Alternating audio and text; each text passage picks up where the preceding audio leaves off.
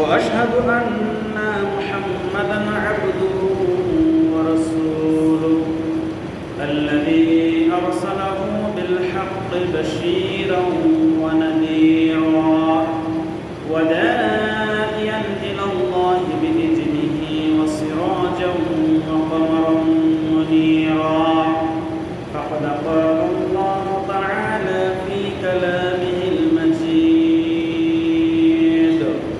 والفرقانه الحميد أعوذ بالله من الشيطان الرجيم بسم الله الرحمن الرحيم يا أيها الذين آمنوا كونوا أنصار الله كما قال عيسى ابن مريم للحواريين من أنصري إلى الله قال الحواريون نحن أنصار الله فآمنت طائفة من بني إسرائيل وكفرت طائفة فأيدنا الذين آمنوا على عدوهم فأصبحوا ظاهرين. صدق الله العظيم. وقال تعالى إن الله وملائكته يصلون على النبي يا أيها الذين آمنوا صلوا عليه وسلموا تسليما اللهم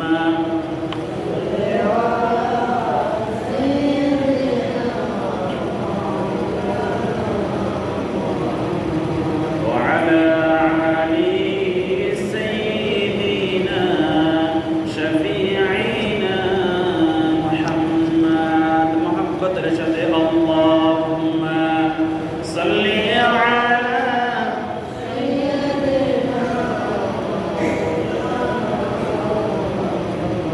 وعلى علي سيدنا شفيعنا محمد কদরের প্রান্তরে জেনেছি তোমাকে নবীজি ওহুদের প্রান্তরে জেনেছি তোমায় দিন কায়েমের তরে বুকের রক্ত ঢেলে অশ্রু ঝরে তাই শুধু বেদনায় আল্লাহুম্মা সাল্লি আলা মাওলানা মুহাম্মাদ ওয়া আলা আলি সাইয়্যিদিনা শাফিঈনা মুহাম্মাদ আলহামদুলিল্লাহ রাব্বিল আলামিন ওয়া আকিবাতুল মুত্তাকিন আসসালাতু ওয়াসসালামু আলা আশরাফিল আমবিয়া ওয়াল মুরসালিন ওয়া আলা আলিহি ওয়া আসহাবিহি আজমাইন। সমস্ত প্রশংসা সমস্ত তারিফ সেই মহান রব্বুল আলামিনের জন্য যে আল্লাহ রাব্বুল আলামিন আমাদেরকে পবিত্র জুমার দিনে মসজিদে আসার তৌফিক দান করেছেন, সুস্থ রেখেছেন, ভালো রেখেছেন। সে আল্লাহর দরবারে অন্তরস্থল থেকে শুকরিয়া আদায় করছি আলহামদুলিল্লাহ। লক্ষ করতব্য সালাম বর্ষিত হোক বিশ্বমানবতার মহান মুক্তির দিশারি সৈয়দুল মুরসালিন শাফিঈল মুসলিমিন সর্বযুগের সর্বকালের সর্বশ্রেষ্ঠ মহামানব বিশ্বনবী জনাব মুহাম্মদুর রাসূলুল্লাহ সাল্লাল্লাহু আলাইহি ওয়াসাল্লাম শাহাদাত পূজার প্রার্থনা করছি সেই সমস্ত শহীদ ভাইবোনদের জন্য যারা বদরের দিন থেকে আজ পর্যন্ত বাংলার জমিন থেকে সারা বিশ্ব পর্যন্ত আল্লাহর জমিনে আল্লাহর দ্বীনকে প্রতিষ্ঠিত করতে গিয়ে নিজেদের জীবনের সর্বোচ্চ ত্যাগ নিজেদের জীবনকে আল্লাহ রাব্বুল আলামিনের রাস্তায় মিলিয়ে দিয়েছেন, শাহাদাতের নাজরানা পেশ করেছেন। আল্লাহ রাব্বুল আলামিন সেই সমস্ত মর্দে মুজাহিদদেরকে শাহাদাতের সর্বোচ্চ মর্যাদা দান করেন করছি আল্লাহুম্মা আমিন। আমরা তেলাওয়াত করছি সূরা সফ, সূরা সফ, সূরা সফের সর্বশেষ আয়াত 14 নং আয়াত। আল্লাহ রাব্বুল আলামিন বলেন, ইয়া আইয়ুহাল্লাযীনা আমানু কুনু আনসারাল্লাহ কামা ক্বালা ঈসা ইবনু মারইয়াম লিল হাওয়ারিয়্যিনা মান আনসারি ইলাল্লাহ ক্বালা আল হাওয়ারিয়্যুনা নাহনু আনসারুল্লাহ ফাআমানাত তাইফাতুন মিন বানি ইসরাঈল ওয়া কাফারাত তাইফাতুন ফাআইয়াদনা আল্লাযীনা আমানু আলা আদুওয়িহিম ফাআসবাহু যাহিরিন। আল্লাহ বলেন, হে ঈমানদারগণ, তোমাদের মধ্যে কে আছে তোমরা আল্লাহর সাহায্যকারী হয়ে যাও, তোমরা আল্লাহর সাহায্যকারী হয়ে যাও।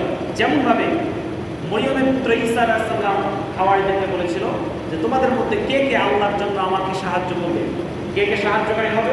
তখন হাওয়ারিগণ বলল, নাহনু আনসারুল্লাহ, আমরাই আল্লাহর সাহায্যকারী হব। তখন আল্লাহ তাআলা বলেন, ফাআমানাত তাইফাতুন মিন বানি ইসরাঈল, আল্লাহ তাআলা বলেন তখন বনি ইসরাঈলের মধ্যে একদল লোক ঈমান আনলো, ওয়া কাফারাত তাইফাতুন, এবং আরেকদল লোক ঈমানকে ডিনাই করলো, ঈমানকে অস্বীকার করলো। ফাআইয়াদনা আল্লাযীনা আমানু, আল্লাহ তাআলা ঈমানদারদের শক্তি বৃদ্ধি করে দিলেন। ফাআসবাহু যাহিরিন, এবং শত্রুদের বিরুদ্ধে আল্লাহ রাব্বুল আলামিন ঈমানদারদেরকে বিজয় দান করেন। সুবহানাল্লাহ।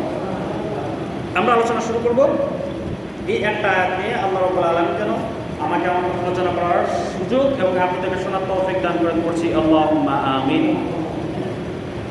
আল্লাহ রাব্বুল আলামিন বলেন, ইয়া আইয়ুহাল্লাযীনা আমানু কুনু আনসারুল্লাহ, ওহে ঈমানদার, ওহে যারা মুত্তাকি, ওহে যারা ঈমানের দাবিদার, যারা ঈমানের সবলে ঘোষণা করছো, তোমরা আল্লাহর সাহায্যকারী হয়ে যাও। আল্লাহর সাহায্যের জন্য তোমরা সবাই দাঁড়ায় যাও। আল্লাহ কাদেরকে ডাকলেন? ঈমানদারকে ডাকছেন। আল্লাহ ঈমানদারদেরকে ডাকছেন।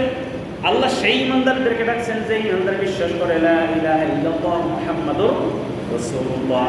যেই ঈমানদার, যেই ব্যক্তি ঘোষণা করে আল্লাহ ছাড়া কোনো ইলাহ নেই, আল্লাহ ছাড়া কোনো আইলাদা নেই। আল্লাহ এখানে কোনো কাফের মুশরিককে ডাকে নাই, এখানে কোনো হিন্দু বৌদ্ধ খ্রিস্টান অন্য কোনো জাতিকে ডাকে নাই, বা এমন কোনো ব্যক্তিকে ডাকে নাই যেই ব্যক্তি আল্লাহকে বিশ্বাস করে না। আল্লাহ তাআলা সেই ব্যক্তিকে ডেকেছেন যেই ব্যক্তি বিশ্বাস করে আমি আল্লাহর প্রতি ঈমান আনি।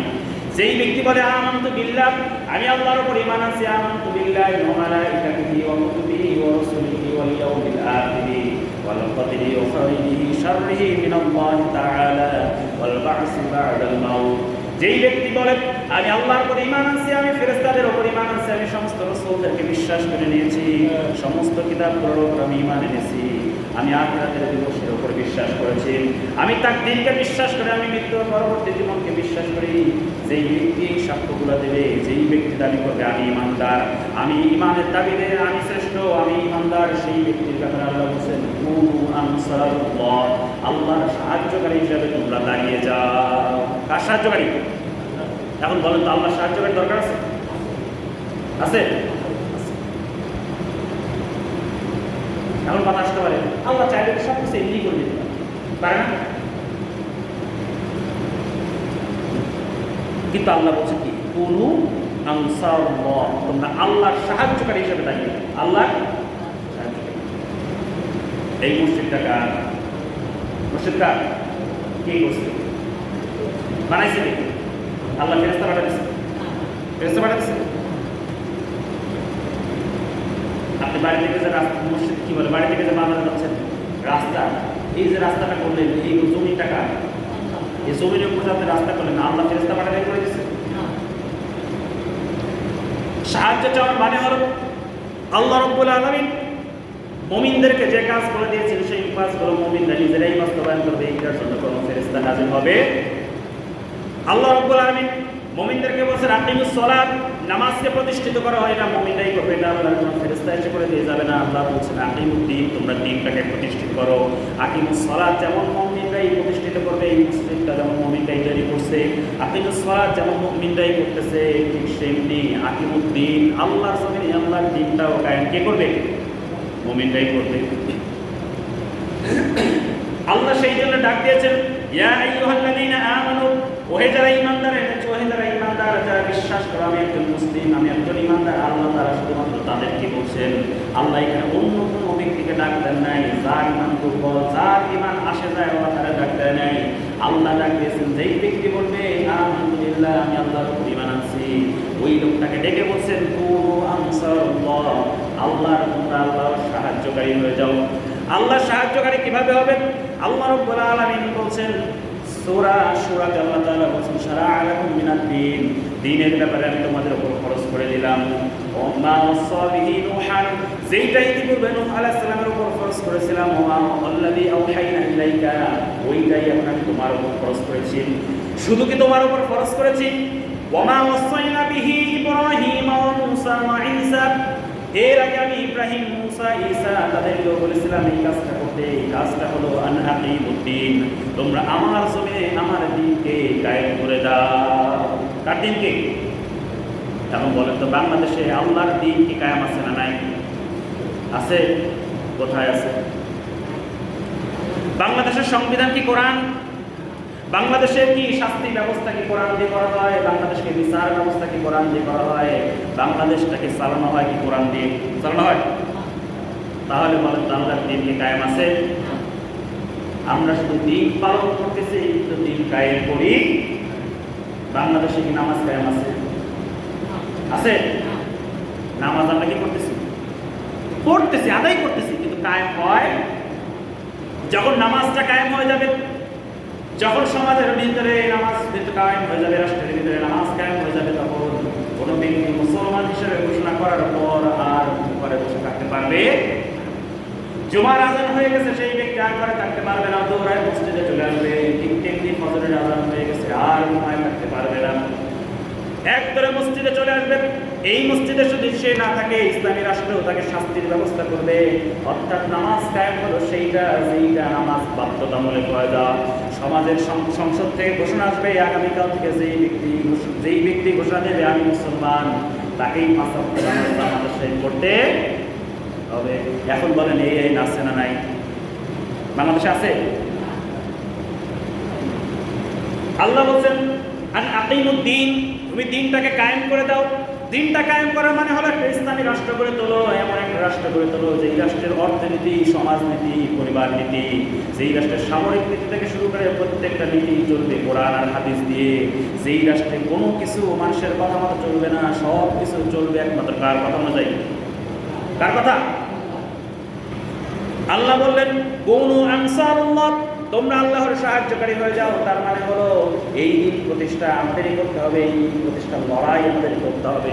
এই দিন প্রতিষ্ঠার লড়াই যদি আমরা করি, এই দিন প্রতিষ্ঠার লড়াইয়ে যদি আমরা শরীক হই, আল্লাহ তাআলা বলছেন তুমিনুনা বিল্লাহি ওয়া রাসূলিহি, আমার রাসূল এবং আমার উপর ঈমান আনো, ওয়া তুজাহিদুনা ফি সাবিলিল্লাহ, এরপর আমার জমিনে আমার দ্বীনকে কায়েম করার জন্য চেষ্টা করো।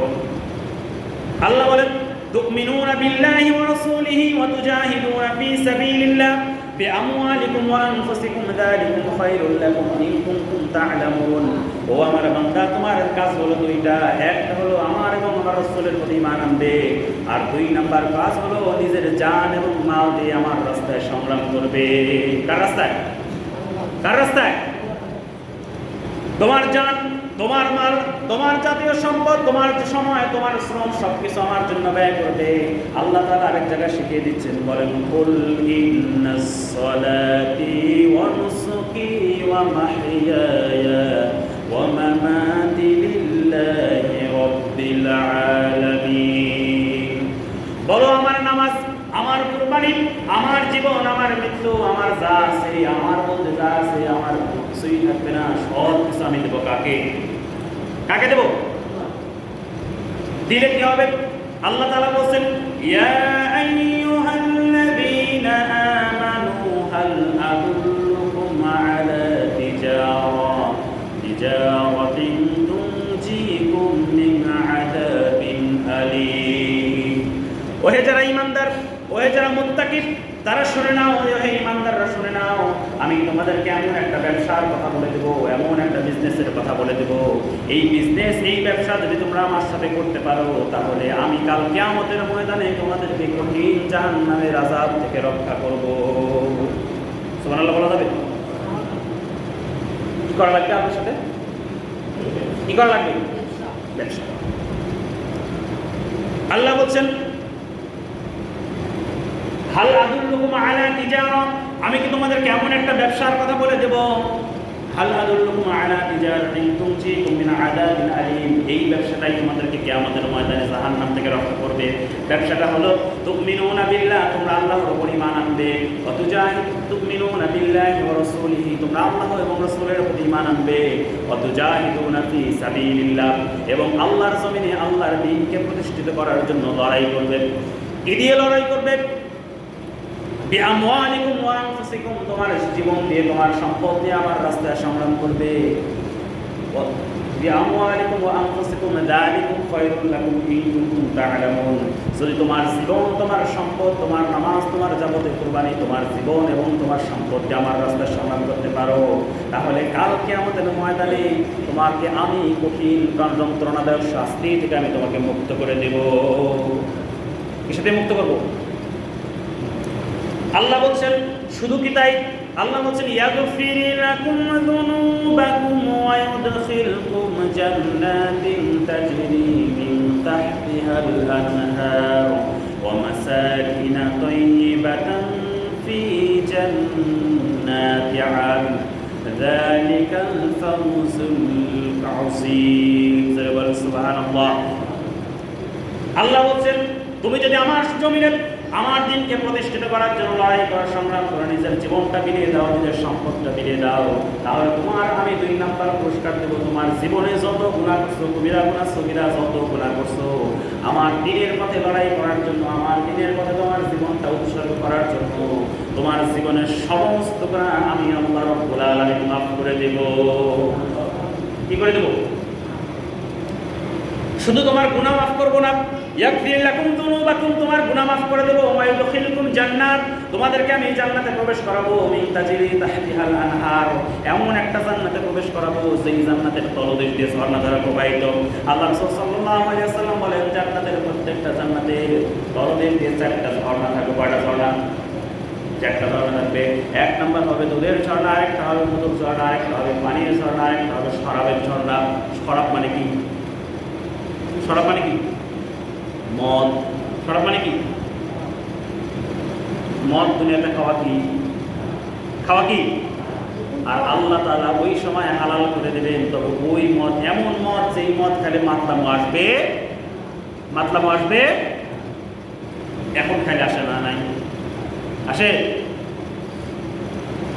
আল্লাহ রাসূল সাল্লাল্লাহু আলাইহি সাল্লামের একটা হাদিসে বলছেন, যেই জিনিস অল্প খাওয়া হারাম সেই জিনিস বেশি খাওয়াও ভালো। কি বলছেন? এটা কার হাদিস বললাম? রাসূলের হাদিস। যেই জিনিস অল্প খাওয়া হারাম সেই জিনিস বেশি খাওয়াও হারাম। এখন মদ যদি আপনি চিন্তা করেন যে ঠিক আছে 1 বোতল মদ আছে, আমি বেশি খাবো না, 1 সিপি একটু নিয়ে একটু খাবো, ভালো না হারাম? হ্যাঁ, গাঁজা চিন্তা করছেন যে বেশি টান দেবো না, জাস্ট একটা টানেরও অর্ধেক টান দেবো, হালাল না হারাম? কারণ কি? বেশি খাইলেও, বেশি খাওয়াটাও হারাম, তার মানে কম খাওয়াটাও কি? শুকরের গোস্তকে আপনি চাইলেই পারেন যে ঠিক আছে আমি বেশি তো খাবো না, হুজুর একটু গোস্ত টেস্ট করবো, যাবে? ঝোল টেস্ট করবো, হবে? এইবার বলেন, জর্দা বেশি খাইলে মাতলামো হয় না? হয় না? এইবার তো কাম হয়ে গেছে। থামেন, বেরি পরে আসেন। বেরি তো আছেই, বেরি কি বাপ? বেরি তো বানায় কি দিয়া? জর্দা দিয়ে তো। মাতলামো আসে কি আসে না? তাহলে আল্লাহ রাসূলের হাদিস আছে, যেই জিনিস অল্প খাওয়া হারাম সেইটা, যেই জিনিস বেশি খাওয়া হারাম সেই জিনিস অল্প খাওয়াও। বাকি সিদ্ধান্ত আপনার নিতে হবে। কথাকে ক্লিয়ার? এখন বেরি খাওয়ার কথা। বেরি খাওয়া কি? হ্যাঁ, কথা বলে না। বেরি খাওয়া কি? কোনো সন্দেহ আছে? সামান্য সন্দেহ আছে? তাই কর। বেরি খাওয়ার আরেক গুণ কি? বেশি খাইলে মাতলাম হয়? এক কথা শোনেন, যে মদ হারাম হওয়ার কারণটা কি এটা বোঝেন। মদ হারাম হওয়ার কারণটাই হচ্ছে যে মদ খাইলে মানুষ কি করে? মাতলামো করে। মদ খাইলে মানুষ মাতলামো করে, যার কারণে আল্লাহ কি করে দিচ্ছেন? হারাম করে দিচ্ছেন। এখন আল্লাহ রাসূল সাল্লাল্লাহু আলাইহি ওয়াসাল্লাম একটা ডাইরেক্ট হাদিস, যেই জিনিস অল্প, যেই জিনিস অধিক খাওয়া হারাম সেই জিনিস অল্প খাওয়াও হারাম। এখন আপনি বলেন, গুড় যদি বেশি খান মাতলামো আসবে না? আসবে না? তাহলে একই অবস্থা। বোঝেন নাই? আবার আসেন আরো সহজ হিসাবে আসেন। দুধ আর খেজুর এই দুটাকে হালাল না হারাম? হালাল না হারাম? হালাল। দুধ আর খেজুর এই দুইটাকে যদি আপনি রাতে মিশায় রাখেন সকালে খান, এটা হয় যায় নাবিস। এটার নাম কি হয়? নাবিস। এই নাবিসটা তো শরীরের জন্য উপকারী। এখন এই নাবিস শরীরের জন্য এত উপকারী, ওই নাবিস যদি আপনি 3 দিন রেখে খান ওইটা মদ হয়ে যায়। কি হয়ে যায়? মদ জিনিসটাই হচ্ছে পচানো। মদ জিনিসটা কি? পচানো। মদ অনেকগুলা দিয়ে হয়। ভাত পচায় মদ হয়, তারপরে কি আঙুর পচায় মদ হয়, আপেল পচায় মদ হয়, আরো অনেক কিছু আছে। সুতরাং তাহলে দুধ খাও কি আপনি কত দেবেন? এক কথায় মাথায় রাখবেন, যেই জিনিস অধিক খাইলে মাতলা মশাই, ওই জিনিস অল্প খাও। কথা কি ক্লিয়ার? আল্লাহ রাব্বুল আলামিন বলছেন, জান্নাতিন তাজরি মিন তাহতিহাল আনহার, এমন একটা জান্নাত তোমাদেরকে দেব যেই জান্নাতের তলদেশ দিয়ে ঝর্ণা দ্বারা প্রবাহিত। ওয়া মাসাকিনা তাইয়িবাতান ফি জান্নাতি আদিন, শুধু তোমার ঝর্ণা আলা জান্নাত দেব না, বরং তোমার ওই জান্নাতের মধ্যে আমি একটা সুবিশাল অট্টালিকা তোমার জন্য তৈরি করে দেব। সুবহানাল্লাহ। আল্লাহ বলছেন শুধু অট্টালিকা দিব না, যালিকাল ফাওজুল আযীম, তোমার আমি দান করব অত্যন্ত বড় একটা সাফল্য, অত্যন্ত মহান সাফল্য। এটা হবে তোমার জন্য, কারণ আমি তোমার জীবনের গুনাহ মাফ করে দিচ্ছি, তোমার আমি জান্নাতে প্রবেশ করাচ্ছি, তোমারে আমি জান্নাতে ঝর্ণা দান করছি, তোমারে আমি জান্নাতে অট্টালিকা দান করছি। কিয়ামতের ময়দানে সেই কঠিন দাও আর আযাব থেকে আমি তোমারে মুক্তি দিয়ে দেব। এটাকে ছোট পাওয়া, ছোট পুরস্কার? আল্লাহ বলছেন এত যে পুরস্কার দিলাম, এই পুরস্কারের কাজ শুধু তোমার দুইটা কাজ। কয়টা? দুইটা। একটা কাজ হলো তুমিনুনা বিল্লাহি ওয়া রাসূলিহি, আল্লাহ এবং রাসূলের প্রতি ঈমান আনতে হবে। ঈমান আনছেন না নাই? আনছেন না নাই? 2 নাম্বার কাজ হলো ওয়া তুজাহিদুনা ফি সাবিলিল্লাহ, আল্লাহর রাস্তায় জিহাদ করবে, ইসলামী আন্দোলন করবে, আল্লাহর জমিনে আল্লাহর দ্বীনকে প্রতিষ্ঠিত করার জন্য চেষ্টা করবে। এখন বলেন এইটা আমরা করি কি করি না? করি। তাহলে আল্লাহ যে বললেন শারা'a লাকুম মিনাদ-দীন মা ওয়াসসা বিহি নূহান ওয়াল্লাযী আওহাইনা ইলাইকা ওয়া মা ওয়াসাইনা বিহি ইব্রাহিমা ওয়া মূসা ওয়া ঈসা আন আকিমুদ-দীন। আল্লাহ যে আমার উপর ফরজ করলেন, আমাকে ফরজ করার উপর আগেই বলে দিচ্ছেন, হে নবী তোমার উপর ফরজ করছি, শুধু তোমার উপর ফরজ করি নাই, তোমার আগে নূহ আলাইহিস সালাম আসছে তার উপর ফরজ করেছি, তোমার আগে ঈসা আলাইহিস সালাম আসছে তার উপর আমি ফরজ করেছি, তোমার উপর ইব্রাহিম আলাইহিস সালাম আসছে তোমার পেছনে তার উপর আমি ফরজ করেছি, এমনকি আমি তোমার উপর ফরজ করে দিচ্ছি আন আকিমুদ্দিন, তোমরা দ্বীনটাকে কায়েম করো, দ্বীনটাকে প্রতিষ্ঠিত করো, আল্লাহর জমিনে আল্লাহর দ্বীনটাকে প্রতিষ্ঠিত করে দাও। তাহলে কি নফল? নফল কি? ফরজ। দ্বীন কায়েম আপনাকে করতেই হবে। আল্লাহ রাসূল সাল্লাল্লাহু আলাইহি ওয়াসাল্লাম, আবু দাউদ শরীফের হাদিস, আল্লাহ রাসূল সাল্লাল্লাহু আলাইহি ওয়াসাল্লাম বলেন, কোনো ব্যক্তি যদি আল্লাহর রাস্তায় লড়াই না করে, কোনো ব্যক্তি যদি আল্লাহর রাস্তায় সংগ্রাম না করে, জিহাদ না করে, এমনকি জিহাদ করার মতো বাসনা, জিহাদ করার জন্য চিন্তা ভাবনাও যদি সেই মনের মধ্যে পোষণ না করে, ইচ্ছাকাঙ্ক্ষাও যদি না থাকে, আল্লাহ রাসূল সাল্লাল্লাহু আলাইহি ওয়াসাল্লাম বলছেন ওই অবস্থায় ওই লোকটা যদি মারা যায়, আল্লাহ রাসূল সাল্লাল্লাহু আলাইহি ওয়াসাল্লাম বলছেন ওই লোকটার মৃত্যু হবে মুনাফিকের মৃত্যু। কিসের মৃত্যু হবে? এখন বলেন তো, মুনাফিকের মৃত্যু যদি আমার আপনার হয়, জান্নাত আশা করা যাবে? না। জান্নাত আশা করা যাবে? জাহান্নামের উপর পর্যায়ে চিন্তা করা যাবে না, জাহান্নামে থাকা লাগবে কই? একদম। আল্লাহ রাসূল সাল্লাল্লাহু আলাইহি ওয়াসাল্লাম আরেকটা হাদিসে বলছেন, মান খরাজা মিনাল জামাআত ওয়া ফারিকাত তাআত, যেই ব্যক্তি ইসলামী রাজনীতি ছেড়ে দিল, ইসলামী সংগঠন ছেড়ে দিল, ওয়া ফারিকাত তাআত, আনুগত্য পরিত্যাগ করলো, কামা তামাইতাতুজ জাহিলিয়া, ওই লোকটা যেন জাহিলিয়াতের মৃত্যুবরণ করলো। কিসের মৃত্যু? কিসের মৃত্যু? জাহিলিয়াতের মৃত্যু মানে কি? আবু জাহেলের যে মৃত্যু আমারও। এখন চিন্তা করেন তো, আবু জাহেলের মৃত্যু যদি আমার হয়, আমার এই এত বড় জুব্বা পরে, এত বড় টুপি পরে, এই 5 ওয়াক্ত নামাজ পড়ায় আর জুমা পড়ায় আদৌ কোনো কাম আছে? আপনি জিকির করলেন, নামাজ করলেন, রোজা করলেন, সব করলেন, কিন্তু আল্লাহ বলছেন যে তোমার মৃত্যুটা হবে কিসের মৃত্যু? কিসের মৃত্যু? জাহিলিয়াতের। এখন বলেন তো আর কোন কাম আছে? আল্লাহ তাআলা বলছেন আলা লাহুল খালক ওয়াল আমর, সৃষ্টি যার, আইন চলবে। এই দুনিয়াটা কার? ভালো কথা বলে না, কথা বলে না। দুনিয়াটা কার? সন্দেহ আছে কোনো? দুনিয়াটা কার? আমরা কার? আমরাও? চিন্তা করেন, দোকানও আল্লাহর, মালও আল্লাহ। আর দোকানদার করছে যে না, আমি আরেকজন এসে করছে না, আমি আমার মতো করে মাল বিক্রি করবো, হবে? আপনি একটা দোকান দিচ্ছেন, আপনি মাল বলছেন, তোলার পর এখন আমি যা বলছি আপনি সরেন, আমি মাল বিক্রি করবো, করতে দেবেন? করতে দেবেন? তাহলে জমিনটা কার? আমরা কার? আইন চলে কার? আইন চলে কার? আইন চলে মানুষ। আমরা আল্লাহর, জমিনও আল্লাহ, সব কিছু আল্লাহ, আইনটা চলে আমার। আইনটা চলে কার? মানুষ। আইনটা চলে মানুষের। এই জন্য আল্লাহ তাআলা বলছেন কুনু আনসারুল্লাহ, তোমরা কে কে আছো যে আল্লাহকে সাহায্য করবে? আল্লাহর সাহায্য কি? আল্লাহ বলছেন আনাকিমুদ্দিন, এই জমি দিনটাকে প্রতিষ্ঠিত করে দাও। দিনটা কি করে দাও?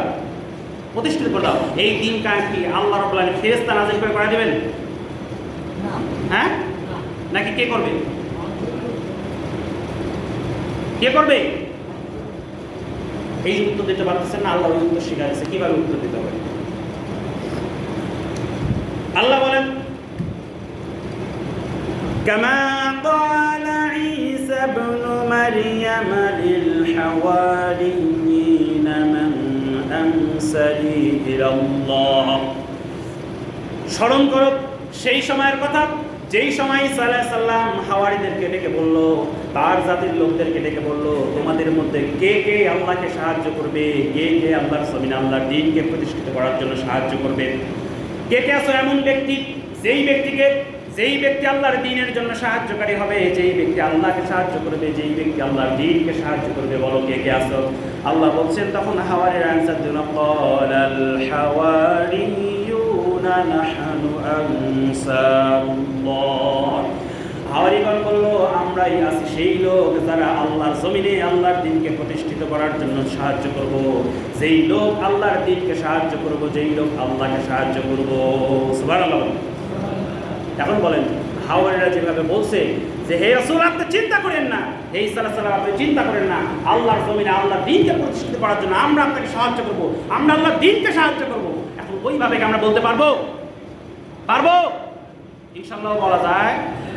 পারবো ইনশাআল্লাহ। আল্লাহ বলেন যদি তোমরা দিন কায়েমের জন্য ওয়াদা করো, প্রতিশ্রুতি দাও, তাহলে আমি তোমাদেরকে কি দেব?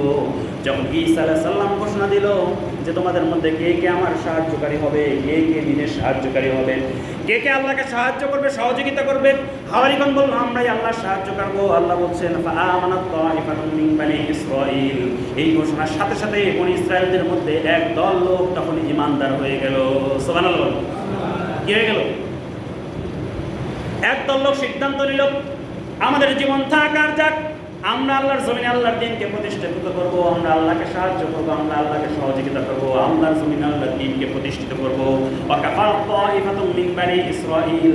আল্লাহ বলেন শুধু এই দল না, বরং আরেকটা দল তৈরি হয়ে গেল, যেই দল বলল হুজুর আপনি যাই আলোচনা করেন আমরা আপনার পক্ষে আসতেছি। কথা কেন? আল্লাহ বলছেন ওয়াকাফারাত তাইফাতুম মিন বানি ইসরাঈল। বনি ইসরাঈলের আরেক দল লোক ঈসা আলাইহিস সালামের বিরোধিতা করলো, ঈসা আলাইহিস সালামকে হত্যার জন্য প্রয়াস শুরু করলো, ঈসা আলাইহিস সালামের বিরোধিতা শুরু করলো। আল্লাহ বলছেন ফাআইয়াদনাল্লাযীনা আমানু। যখন তারা ঈসা আলাইহিস সালামের উম্মতদেরকে ডিস্টার্ব করা শুরু করলো, যখন ঈসা আলাইহিস সালামের উম্মতদেরকে তারা বাধা দেওয়া শুরু করলো, যেখানে সেখানে যখন বাধা দেওয়া শুরু করলো, আল্লাহ বলছেন ফাআইয়াদনাল্লাযীনা আমানু। আমি এই ঈমানদারদেরকে শক্তি দিলাম, আমি ঈমানদারদেরকে সাহায্য করলাম, আমি ঈমানদারদেরকে আমার শক্তি থেকে তাদেরকে আমি শক্তি দিয়ে দিলাম। সুবহানাল্লাহ। আল্লাহ বলছেন সূরা সাফে আরেকটা জায়গা বলছেন ওয়া উখরা তুহিব্বুনাহা নাসরুম মিনাল্লাহি ওয়া ফাতহুন করিব ওয়া বাশশিরিল মুমিনিন। মুমিনদেরকে সুসংবাদ দিয়ে দাও, তারা যদি আমার জমিনে আমার দিনকে কায়েম করার জন্য চেষ্টা করে, তারা যদি আমার জন্য সংগ্রাম করে, আমার জমিনে যদি লড়াই করে, আমার জমিনে আমার দিনকে কায়েম করার জন্য যদি তারা লড়াই করে, আমি তাদেরকে এমন একটা জিনিস দান করবো, তারা সেটা খুবই পছন্দ করে, তারা সেটা খুবই ভালোবাসে। সেটা হলো কি? নাসরুম মিনাল্লাহ। আমি তাদেরকে আল্লাহ বলছেন নাসরুম মিনাল্লাহ, তারা পাবে আল্লাহর পক্ষ থেকে সাহায্য। যখনই তারা বিপদে পড়ে যাবে, আল্লাহ রাব্বুল আলামিন তাদেরকে তখনই সাহায্য করবে। সুবহানাল্লাহ। আল্লাহ বলছেন ফাআইয়াদনাল্লাযীনা আমানু, যখন ঈমানদাররা সিদ্ধান্ত নিল আল্লাহর জমিন আল্লাহর দিন কায়েম করার, তখন ফাআইয়াদনাল্লাযীনা আমানু, আল্লাহ বলছেন আমি ঈমানদারদেরকে শক্তিশালী করে দিলাম, আমি ঈমানদারদেরকে শক্তি দিলাম, আমি ঈমানদারদেরকে সাহস দিলাম, আমি ঈমানদারদেরকে সাহায্য দিলাম। আমানু আলা আদুবিহিম ফাআসবাহু যাহিরিন, আমার সাহায্য পাওয়ার পর এই ঈমানদাররা কাফেরদের বিরুদ্ধে আমি ঈমানদারদেরকে বিজয় দান করলাম। সুবহানাল্লাহ। আল্লাহ সূরা সাফে বলেন ওয়া উখরা তুহিব্বুনাহা নাসরুম মিনাল্লাহ, আমি তাদেরকে দেব আল্লাহর সাহায্য, ওয়া ফাতহুন করিব, এবং একটা নিশ্চিত বিজয় আমি তাদেরকে দান করব। ওয়া বাশশিরিল মুমিনিন, আল্লাহ বলেন তোমরা মুমিনদেরকে সুসংবাদ দিয়ে দাও। দিয়ে দাও, সুসংবাদ দিয়ে দাও। কোন মুমিনদের? যেই মুমিনরা বলবে নাহনু আনসারুল্লাহ, আমরা আল্লাহর সাহায্যকারী হব, আমরা আল্লাহকে সাহায্য করব, আমরা আল্লাহর সাহায্যকারী হয়ে যাব, আল্লাহর দ্বীনের জন্য সাহায্যকারী হয়ে যাব। ওই মুমিনদেরকে আল্লাহ বললেন আমি তাদেরকে দুইটা পুরস্কার দেব দুনিয়াতে। একটা পুরস্কার হলো নাসরুম মিনাল্লাহ, আমি যখনই তারা বিপদে পড়বে আমি তাদেরকে সাহায্য করব। আর দুই নম্বর পুরস্কারটা হলো যখনই তাদের বিজয় দরকার আমি তখন আল্লাহ তাদেরকে বিজয় দান করে দেব। সুবহানাল্লাহ। তাহলে পুরস্কার হলো কয়টা? দুনিয়ার জীবনে দুইটা, আর আখিরাতে কয়টা? আখিরাতের জীবনে এক নম্বর পুরস্কার হচ্ছে জীবনের সমস্ত গুনাহ মাফ করে দেওয়া হবে। দুই নম্বর হচ্ছে যে আল্লাহ তাআলা জান্নাতে প্রবেশ করবেন। তিন নম্বর হচ্ছে যে জান্নাতে আল্লাহ তাআলা চারটা ঝর্ণা দান করবেন। চার নম্বরটা হচ্ছে যে আল্লাহ রাব্বুল আলামিন জান্নাতে একটা অট্টালিকা দান করবেন। আর 5 নাম্বারটা হচ্ছে আল্লাহ রাব্বুল আলামিন জাহান্নামের কঠিন শাস্তি থেকে এই ঈমানদারদেরকে কি করবেন? রক্ষা করবেন। এখন বলেন তো যে আমরা কি সেই হাওয়ারিদের মতো বলতে পারবো নাহনু আনসারুল্লাহ, আমরাই আল্লাহর দ্বীনকে সাহায্য করব? পারবো ইনশাআল্লাহ? পারবো ইনশাআল্লাহ? এই জন্য ওই যে আয়াত, একটা শপথ নিতে হবে, কুল ইন্না সলাতি ওয়া নুসুকি ওয়া মাহইয়ায়া ওয়া মামাতি লিল্লাহি রাব্বিল আলামিন। শপথ একটাই, আমার নামাজ, আমার কুরবানি, আমার জীবন, আমার মৃত্যু কার জন্য? কার জন্য? যদি আমরা আল্লাহর জন্য হতে পারি, আল্লাহ কাদের জন্য হয়ে যাবে? আল্লাহ আমাদের জন্য যথেষ্ট। বলেন তো আল্লাহ যদি সাহায্য করে আর পৃথিবীর কোনো সাহায্য দরকার আছে? কোনো সাহায্য দরকার আছে? বদরের প্রান্তে মাত্র 313 জন সাহায্য দিয়েছিলেন আল্লাহ 1000-এর বিরুদ্ধে। কয় হাজারের বিরুদ্ধে? 1000-এর বিরুদ্ধে। সে আল্লাহ এখন আছে না নাই? আছে না নাই? সুতরাং সিদ্ধান্ত নিতে হবে আমাদেরকে যে আমরাও সেই হাওয়ারিদের মতো বলতে পারবো কিনা নাহনু আনসারুল্লাহ, আমরা আল্লাহর দ্বীনকে সাহায্য করব, আমরা আল্লাহকে সাহায্য করব। এই জমিনে আল্লাহর দ্বীনকে প্রতিষ্ঠিত করার জন্য যত সহযোগিতা, যত সাহায্য লাগে আমরা সমস্ত কিছু করতে রাজি আছি ইনশাআল্লাহ। সেই ঈমানদারদেরকে আল্লাহ তখন বলছেন যে যদি এইটা সে শপথ নিতে পারে তাহলে আল্লাহ বলছেন ফাআইয়াদনাল্লাযীনা আমানু, আল্লাহ তাআলা এই ঈমানদারদেরকে শক্তিশালী করে দেবেন আলা আদুবিহিম, তাদের শত্রুর বিরুদ্ধে, ফাআসবাহু যাহিরিন, এমনকি ঈমানদারদেরকে একটা নিশ্চিত বিজয় আল্লাহ তাআলা দান করবেন। সুবহানাল্লাহ। সুতরাং আমরা যেন আল্লাহ রাব্বুল আলামিনের দ্বীনকে সহযোগিতা করতে পারি, আমরা যেন আল্লাহর জমিনে আল্লাহর দ্বীনকে কায়েম করতে পারি। আল্লাহ রাব্বুল আলামিন আমাদের সকলকে তৌফিক দান করছি। আল্লাহুম্মা আমিন। যারা সুন্নাত পড়েন, যারা সুন্নাত পড়েন।